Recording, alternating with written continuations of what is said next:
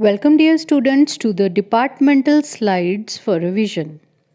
These slides have been prepared for revision by the Department of School Education for Mission Shat Pratishat. Class 12th General English, Section A, Chapter 1, Hassan's Attendance Problem, written by Sudha Murthy. First of all, objective type questions. First question, as usual, who is the writer of the lesson? Mrs. Sudha Murthy. During which days would Hassan often show up in the class? ਕਿਹੜੇ ਦਿਨਾਂ ਦੇ ਵਿੱਚ ਹਸਨ ਅਕਸਰ class ਦੇ ਵਿੱਚ ਦਿਖਦਾ ਹੁੰਦਾ ਸੀ? Cultural days, admission days, exam days, seminar days? So all of you know that exam days. ਪੇਪਰਾਂ ਦੇ ਦਿਨਾਂ 'ਚ ਹੀ ਅਕਸਰ ਉਹ ਦਿਖਾਈ ਦਿੰਦਾ ਸੀ। How was Hassan's attitude to studies? ਪੜ੍ਹਾਈ ਦੇ ਪ੍ਰਤੀ ਉਸ ਦਾ ਵਿਵਹਾਰ ਕਿਵੇਂ ਸੀ? ਉਸ ਦਾ ਐਟੀਟਿਊਡ ਕੀ ਸੀ ਪੜ੍ਹਾਈ ਲਈ? 1. He did not attend college. College ਨਹੀਂ ਆਉਂਦਾ ਸੀ। 2. He studied only important questions. ਜ਼ਰੂਰੀ ਸਵਾਲ ਹੀ ਪੜ੍ਹ ਲੈਂਦਾ ਸੀ। He studied by bits and starts. ਕਿਤੋਂ ਪੜ੍ਹ ਲਿਆ ਕਿਤੋਂ ਛੱਡ ਲਿਆ। He studied whole book. ਪੂਰੀਆਂ ਕਿਤਾਬਾਂ ਪੜ੍ਹ ਲੈਂਦਾ ਸੀ। The right answer is he studied only important questions. ਉਹ ਗੈਸ ਵਰਕ ਨਾਲ ਪਾਸ ਹੁੰਦਾ ਸੀ ਤੇ ਸਿਰਫ ਜ਼ਰੂਰੀ ਕੁਐਸਚਨ ਪੜ੍ਹ ਲੈਂਦਾ ਸੀ। Number 4. What was in Hassan's hand when he met the narrator in her office? ਜਦੋਂ ਸਾਡੀ ਲੇਖਿਕਾ ਨੂੰ ਹਸਨ ਉਹਨਾਂ ਦੇ ਆਫਿਸ 'ਚ ਮਿਲਿਆ ਤਾਂ ਉਸਦੇ ਹੱਥ 'ਚ ਕੀ ਸੀ? Right answer is CD. Number 5. What was Hassan selling when he met the narrator? ਉਸ CD ਦੇ ਵਿੱਚ ਹਸਨ ਕੀ ਵੇਚ ਰਿਹਾ ਸੀ ਜਦੋਂ ਲੇਖਿਕਾ ਨੂੰ ਮਿਲਿਆ? High school software CDs.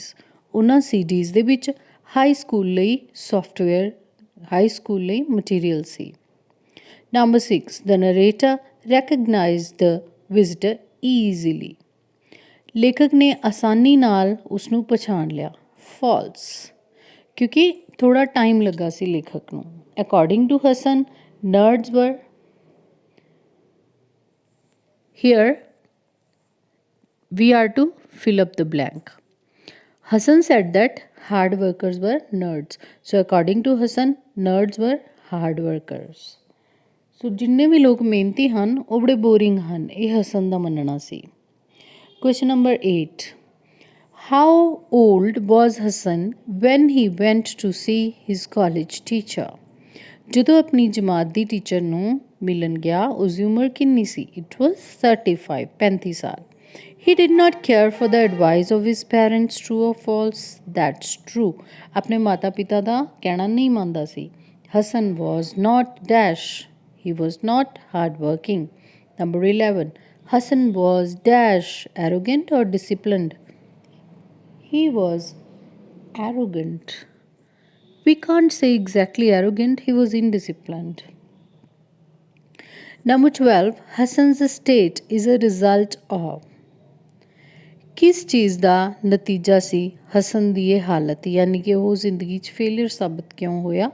His on habit, ਉਸ ਦੀ ਜਿਹੜੀ ਦੇਰੀ ਕਰਨ ਦੀ ਆਦਤ ਸੀ ਉਸ ਕਾਰਨ। Hassan was on a high position in software industry. True or false? That is false. Software industry 'ਚ ਉੱਚੇ ਅਹੁਦੇ 'ਤੇ ਨਹੀਂ ਸੀ, ਗਲਤ ਹੈ। ਹਸਨ ਫੈਲਟ ਡੈਸ਼ ਆਪਟੀਮਿਸਟਿਕ ਔਰ ਡਿਸਅਪੁਆਇੰਟਡ ਔਨ ਲਿਵਿੰਗ ਦ ਨਰੇਟਰਸ ਆਫਿਸ। ਲੇਖਕਾਂ ਨਾਲ ਗੱਲ ਕਰਕੇ ਗਿਆ ਤਾਂ ਉਹ ਕਿਵੇਂ ਮਹਿਸੂਸ ਕਰ ਰਿਹਾ ਸੀ? Optimistic, ਆਸ਼ਾਵਾਦੀ। What was narrator's occupation or profession? She was computer science teacher. ਜੋ ਨਰੇਟਰ ਹੈ ਸਾਡੀ ਸੁਧਾ ਮੂਰਤੀ, ਉਹਨਾਂ ਦਾ ਆਕਿਊਪੇਸ਼ਨ ਕੀ ਸੀ? ਬੇਟਾ ਇੱਥੇ ਥੋੜੀ ਗਲਤੀ ਸਪੈਲਿੰਗ ਦੇ ਵਿੱਚ ਕੀਤੀ ਹੋਈ ਹੈ, ਪ੍ਰੋਫੈਸਰ ਨਹੀਂ ਪ੍ਰੋਫੈਸ਼ਨ। ਪ੍ਰੋਫੈਸ਼ਨ ਉਹਨਾਂ ਦਾ ਸੀ computer science teacher. 16. The parent teacher meet ended dash on a positive note or fruitlessly? The parent teacher meeting ended fruitlessly. So parent teacher meeting ਦਾ ਕੋਈ ਨਤੀਜਾ ਨਹੀਂ ਨਿਕਲਿਆ। Now the short answer type questions. Short answer type questions include, first, what was narrator's profession? ਲੇਖਿਕਾ the Ki profession C? We know the narrator was a teacher in computer science. Number 2. Why was Hassan not noticed by the teacher in the class? Hasan ਨੂੰ teacher ਨੇ class 'ਚ ਦੇਖਿਆ ਹੀ ਕਿਉਂ ਨਹੀਂ, ਪਤਾ ਹੀ ਕਿਉਂ ਨਹੀਂ ਸੀ ਉਸਨੂੰ। The teacher did not notice Hassan in the class because he was rarely present, ਕਿਉਂਕਿ ਬਹੁਤ ਹੀ ਘੱਟ ਉਹ ਆਉਂਦਾ ਸੀ, ਇਸ ਲਈ ਅਧਿਆਪਕ ਨੂੰ ਪਤਾ ਹੀ ਨਹੀਂ ਸੀ ਕਿ ਹਸਨ ਨਾਂ ਦਾ ਕੋਈ ਬੱਚਾ ਵੀ ਹੈ। Number 3, why was Hassan's parents call to school, ਕਿਉਂ ਬੁਲਾਇਆ ਗਿਆ ਹਸਨ ਦੇ ਮਾਤਾ ਪਿਤਾ ਨੂੰ। Hassan's parents were call to school because of irregularity of Hassan, ਕਿਉਂਕਿ ਹਸਨ ਆਮ ਤੌਰ 'ਤੇ ਕਲਾਸ 'ਚ ਨਹੀਂ ਆਉਂਦਾ ਸੀ। ਜਿਵੇਂ ਤੁਹਾਡੇ ਪੈਰੈਂਟਸ ਨੂੰ ਤੁਹਾਡੇ ਟੀਚਰਸ ਕਾਲ ਕਰਦੇ ਆ ਜਦੋਂ ਤੁਸੀਂ ਸਕੂਲ ਨਹੀਂ ਆਉਂਦੇ, ਸਿਮਿਲਰਲੀ ਹਸਨ ਦੀ ਟੀਚਰ ਨੇ ਵੀ ਹਸਨ ਦੇ ਪੈਰੈਂਟਸ ਨੂੰ ਬੁਲਾਇਆ। During which days would Hassan show up in the class, ਕਿਹੋ ਜਿਹੇ ਦਿਨਾਂ 'ਚ ਨਜ਼ਰ ਆਉਂਦਾ ਸੀ। ਪਹਿਲੇ ਵੀ ਗੱਲ ਹੋ ਗਈ, during the exam days Hassan would show up in the class, ਸਿਰਫ ਪੇਪਰ ਟੈਸਟ ਵਗੈਰਾ ਜਦੋਂ ਹੁੰਦੇ ਉਦੋਂ ਆਉਂਦਾ ਸੀ। What was Hassan's mother plead to his father, Hassan ਦੇ ਮਾਤਾ ਨੇ ਹਸਨ ਦੇ ਪਿਤਾ ਨੂੰ ਕੀ ਕਿਹਾ। ਹਸਨ's mother told his father that he should talk to him firmly, ਕਿ ਇੱਕ ਲੜਕੇ ਨਾਲ ਇੱਕ ਫਾਦਰ ਹੀ ਅੱਛੇ ਤਰੀਕੇ ਨਾਲ ਗੱਲ ਕਰ ਸਕਦਾ ਹੈ, ਸੋ ਇਸ ਲਈ ਉਹ ਹਸਨ ਨਾਲ ਮੈਨ ਟੂ ਮੈਨ ਟਾਕ ਕਰਨ। Number 6, why did parent teacher meet end fruitlessly, Hassan ਦੇ ਮਾਤਾ ਪਿਤਾ ਨਾਲ ਜੋ ਟੀਚਰ ਦੀ ਮੀਟਿੰਗ ਹੋਈ ਉਹਦਾ ਕੋਈ ਨਤੀਜਾ ਕਿਉਂ ਨਹੀਂ ਨਿਕਲਿਆ। The meeting ended fruitlessly because they could not decide how to correct Hassan, ਕਿਉਂਕਿ ਉਹ ਆਪਸ 'ਚ ਹੀ ਆਰਗਿਊ ਕਰਨ ਲੱਗ ਗਏ, ਆਪਸ 'ਚ ਹੀ ਬਹਿਸ ਕਰਨ ਲੱਗ ਗਏ, ਹਸਨ ਨੂੰ ਠੀਕ ਕਰਨ ਦਾ ਕੋਈ ਤਰੀਕਾ ਉਹਨਾਂ ਨੂੰ ਨਹੀਂ ਮਿਲਿਆ। Describe the physical appearance of Hassan when he met his teacher after several years, ਜਦੋਂ ਕਈ ਸਾਲ ਬਾਅਦ ਹਸਨ ਆਪਣੀ ਟੀਚਰ ਨੂੰ ਮਿਲਿਆ ਤਾਂ ਕਿਸ ਤਰ੍ਹਾਂ ਦਾ ਲੱਗ ਰਿਹਾ ਸੀ। ਹਸਨ ਵਾਜ਼ ਅ ਮੈਨ ਆਫ 35 ਈਅਰਸ, 35 ਸਾਲ ਦਾ ਸੀ। ਫੈਟ, ਮੋਟਾ ਹੋ ਚੁੱਕਾ ਸੀ, ਵਿਦ ਬੋਲਡ ਹੈਡ, ਗੰਜਾ ਹੋ ਚੁੱਕਾ ਸੀ, ਐਂਡ ਨਾਟ ਸਮਾਰਟਲੀ ਡਰੈਸਡ, ਅਤੇ ਕੱਪੜੇ ਵੀ ਉਹਨੇ ਉਵੇਂ ਸੋਹਣੇ ਨਹੀਂ ਪਾਏ ਸੀ ਜਿਵੇਂ ਪਹਿਲੇ ਪਾਇਆ ਕਰਦਾ ਸੀ।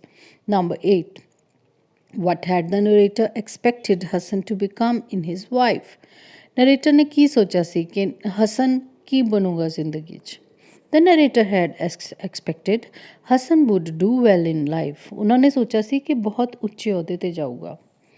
How did Hassan study when he was in college, Hasan ਕਿਵੇਂ ਪੜ੍ਹਦਾ ਸੀ ਜਦੋਂ ਕਾਲਜ ਸੀ। Hassan studied only important question, ਸਿਰਫ ਮਹੱਤਵਪੂਰਨ ਪ੍ਰਸ਼ਨ ਹੀ ਪੜ੍ਹਦਾ ਸੀ। According to Hassan, who were nerds, most important. According to Hassan, hard workers were nerds.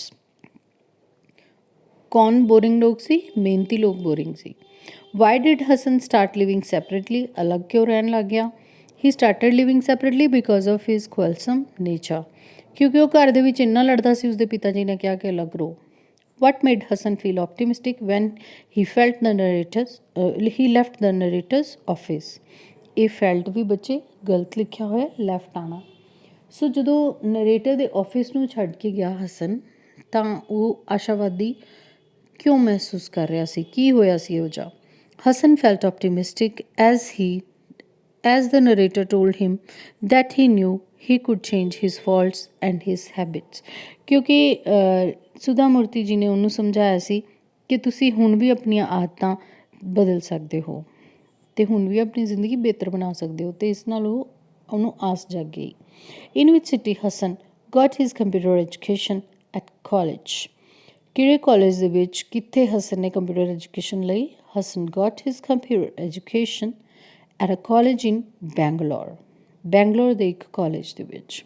Number 14, which profession did Hassan adopt after completing his education, Hassan ਨੇ ਕਿਹੜਾ ਕਿੱਤਾ ਅਪਣਾਇਆ ਆਪਣੀ ਐਜੂਕੇਸ਼ਨ ਪੂਰੀ ਹੋਣ ਤੋਂ ਬਾਅਦ। ਸੈਲਰ ਆਫ ਸੋਫਟਵੇਅਰ ਸੀਡੀਜ਼, ਉਹਨੇ ਸੋਫਟਵੇਅਰਸ ਦੀਆਂ ਸੀਡੀਜ਼ ਵੇਚਣੀਆਂ ਸ਼ੁਰੂ ਕਰ ਦਿੱਤੀਆਂ। Draw a character sketch of Hassan. So this is also very important from the examination point of view. Hassan is the main character in the story. Hassan's attendance problem. So Hassan's attendance problem story ਦੇ ਵਿੱਚ ਹਸਨ ਕੀ ਹੈ, ਇੱਕ main character ਹੈ, ਮਹੱਤਵਪੂਰਨ ਪਾਤਰ ਹੈ, ਸਾਡਾ ਮੁੱਖ ਪਾਤਰ ਹੈ। He was an MCA student in Bangalore. Bangalore ਦੇ ਵਿੱਚ ਉਹ ਇੱਕ MCA student C, master of computer application ਕਰ ਰਿਹਾ ਸੀ। He was tall, handsome and had good memory. ਲੰਬਾ ਸੀ, ਦੇਖਣ 'ਚ ਬੜਾ ਖੂਬਸੂਰਤ ਸੀ, ਔਰ ਉਹਦੀ ਯਾਦਾਸ਼ਤ ਬੜੀ ਅੱਛੀ ਸੀ। He was from rich family, ਅਮੀਰ ਪਰਿਵਾਰ ਤੋਂ ਸੀ। He was only son of his parents, ਆਪਣੇ ਮਾਤਾ ਪਿਤਾ ਦਾ ਇਕੱਲਾ ਹੀ ਬੇਟਾ ਸੀ। Hassan did not attend his class regularly, Hassan ਨੇ ਆਪਣੀ ਕਲਾਸ ਸੀ ਜਿਹੜੀ ਉਹ ਲਗਾਤਾਰ ਕਦੇ ਨਹੀਂ ਲਗਾਈ। So he was always short of attendance, ਹਮੇਸ਼ਾ ਉਸਦੀ ਅਟੈਂਡੈਂਸ ਘੱਟ ਜਾਂਦੀ ਸੀ। He learned only important questions during exams, ਪੇਪਰਾਂ ਦੇ ਵਿੱਚੋਂ ਸਿਰਫ ਮਹੱਤਵਪੂਰਨ ਪ੍ਰਸ਼ਨ ਪੜ੍ਹਦਾ ਸੀ। ਹੀ ਗॉट ਗੁੱਡ ਮਾਰਕਸ, ਅੱਛੇ ਨੰਬਰ ਲੈ ਲੈਂਦਾ ਸੀ। He called his hard working friends nerds, ਅਤੇ ਆਪਣੇ ਮਿਹਨਤੀ ਲੋਕਾਂ ਨੂੰ ਕਹਿੰਦਾ ਸੀ, ਮਿਹਨਤੀ ਦੋਸਤਾਂ ਨੂੰ ਕਹਿੰਦਾ ਸੀ ਕਿ ਤੁਸੀਂ ਤਾਂ ਬੋਰਿੰਗ ਹੋ, ਸਾਰਾ ਦਿਨ ਪੜ੍ਹੀ ਜਾਂਦੇ ਹੋ, ਮੈਨੂੰ ਦੇਖੋ, ਜ਼ਰੂਰੀ ਪ੍ਰਸ਼ਨ ਪੜ੍ਹੋ ਅਤੇ ਫਸਟ ਕਲਾਸ ਨੰਬਰ ਲਓ। Hassan did not value time, ਸਮੇਂ ਦੀ ਕਦਰ ਨਹੀਂ ਕਰਦਾ ਸੀ। He spent his time on phone and music, phone ਅਤੇ ਸੰਗੀਤ ਦੇ ਵਿੱਚ ਆਪਣਾ ਟਾਈਮ ਲਗਾ ਦਿੰਦਾ ਸੀ। He had bad habit of sleeping at 6 AM, ਸਵੇਰੇ 6 ਵਜੇ ਸੌਂਦਾ ਸੀ, ਪੂਰੀ ਰਾਤ ਫੋਨ 'ਤੇ ਬਿਤਾਉਂਦਾ ਸੀ। He became a salesman of computer software, ਇਸ ਤਰ੍ਹਾਂ ਜ਼ਿੰਦਗੀ 'ਚ ਉਹਨੂੰ ਕੋਈ ਅੱਛੀ ਨੌਕਰੀ ਨਹੀਂ ਮਿਲੀ, ਉਹ ਕੰਪਿਊਟਰ ਸਾਫਟਵੇਅਰ ਵੇਚਣ ਲੱਗ ਗਿਆ ਡੋਰ ਟੂ ਡੋਰ ਜਾ ਕੇ। His teacher advised him to give up his laziness, ਅਧਿਆਪਕਾਂ ਨੇ ਉਹਨੂੰ ਫਿਰ ਸਲਾਹ ਦਿੱਤੀ ਕਿ ਆਪਣੀ ਸੁਸਤੀ ਤਿਆਗੇ। He should work hard to rise in life, ਅਤੇ ਮਿਹਨਤ ਕਰਨ ਦੀ ਆਦਤ ਪਾਵੇ ਤਾਂ ਕਿ ਜ਼ਿੰਦਗੀ 'ਚ ਉੱਚਾ ਉੱਠੇ। Hassan promised his teacher to follow her advice in future, Hassan ਨੇ ਆਪਣੇ ਅਧਿਆਪਕਾਂ ਨੂੰ ਇਹ ਵਾਅਦਾ ਕੀਤਾ ਕਿ ਉਹ ਉਹਨਾਂ ਦੀ ਸਲਾਹ ਨੂੰ ਭਵਿੱਖ ਵਿੱਚ ਮੰਨ ਕੇ ਚੱਲੇਗਾ। Question number 2, what is the theme of the chapter Hassan's attendance problem. ਤਾਂ ਇਸ ਸਾਰੇ ਚੈਪਟਰ ਦਾ ਨਿਚੋੜ ਕੀ ਹੈ, ਸਾਨੂੰ ਲੇਖਿਕਾ ਕੀ ਦੱਸਣਾ ਚਾਹੁੰਦੀ ਹੈ। The chapter is based on the theme that students must attend their classes regularly and complete their courses and gain knowledge. ਸੋ ਇਹ ਚੈਪਟਰ ਸਾਨੂੰ ਸ਼ੁਰੂ 'ਚ ਹੀ ਸਮਝਾ ਦਿੰਦਾ ਹੈ ਸਿਲੇਬਸ ਦਾ ਪਹਿਲਾ ਚੈਪਟਰ ਹੈ, ਤਾਂ ਕਿ ਸਾਰੇ ਬੱਚੇ ਸਮਝ ਜਾਣ ਕਿ ਕਲਾਸਾਂ ਲਗਾਤਾਰ ਲਾਉਣੀਆਂ ਚਾਹੀਦੀਆਂ ਹਨ ਅਤੇ ਅਸਲ ਵਿੱਚ ਗਿਆਨ ਲੈਣਾ ਚਾਹੀਦਾ ਹੈ। They can make their careers by being regular and hard working, ਅਗਰ ਉਹ ਮਿਹਨਤ ਕਰਨਗੇ ਅਤੇ ਲਗਾਤਾਰ ਕਾਲਜ ਆਉਣਗੇ ਤਾਂ ਹੀ ਉਹਨਾਂ ਦਾ ਕਰੀਅਰ ਅੱਛਾ ਬਣੇਗਾ।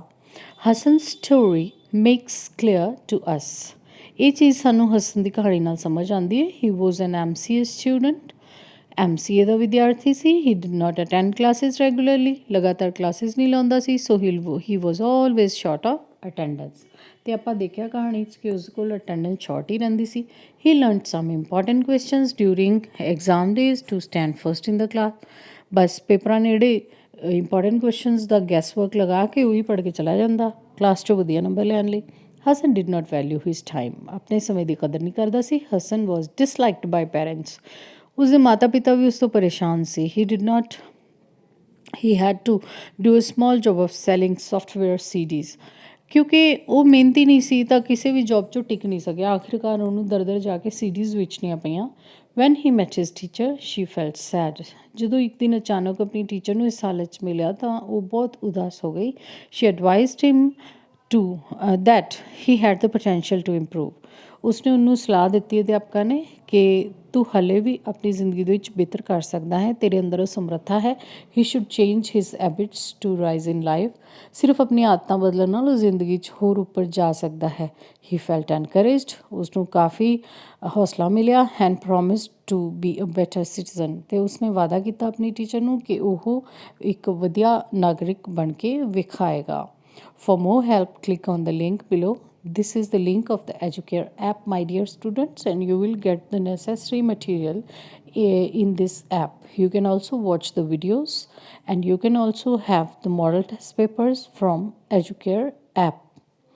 This slide has been prepared by Gurpreet Sran, lecturer in English, Government Senior Secondary School, Gobindgarh, Fazilka, and vetted by Amit Arora, lecturer in English, Government Senior Secondary School, Kundal, Fazilka.